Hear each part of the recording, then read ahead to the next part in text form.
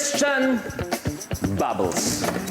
I am Christian Bables, who played Max Junicio sa Dirty Linen. And right now, I am already preparing for a new project. Mas malakas yung kutob ko namang huli. Kasi na-challenge ako sa mga ganyan. Yung na-unearth ko yung mga bagay-bagay na nakatago.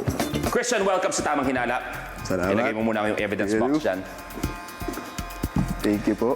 Kadalasan, pag nakikita ko aking mga kaibigan, kinakamayan ko, kinakamusta, niyiyaka pa. Pero katunayan si Christian, nakasama ko kamakailan, in-interview ko siya sa aking vlog. Pero sabi ko, Christian, kailangan ko kalimutan lahat ng yan para maging patas ako sa lahat ng mga suspect. Sorry. Sorry, kuya. Sorry. Seryosong investigasyon. Okay. Nagfa-falsetto nga ako, di ba? Sige, kuya.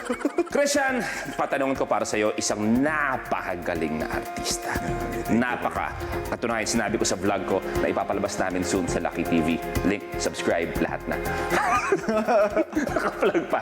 Ikaw ba, kaya mong malaman kung ang isang tao ay nagsisinungaling sa'yo? O kumbaga, ina-acting ka. Oo. Part ng training namin bilang naming mga actors is yung malaman if ang binibigay ba nung ka-eksena ko ay genuine.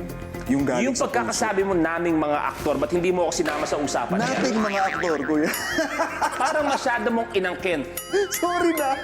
Christian, tanungin mo, ilang movies na nagawa ko? Kuya, ilang movies na nagawa mo? 34,300. Ang galing. Idol. Isama mo ako sa ganyang usapan. Okay.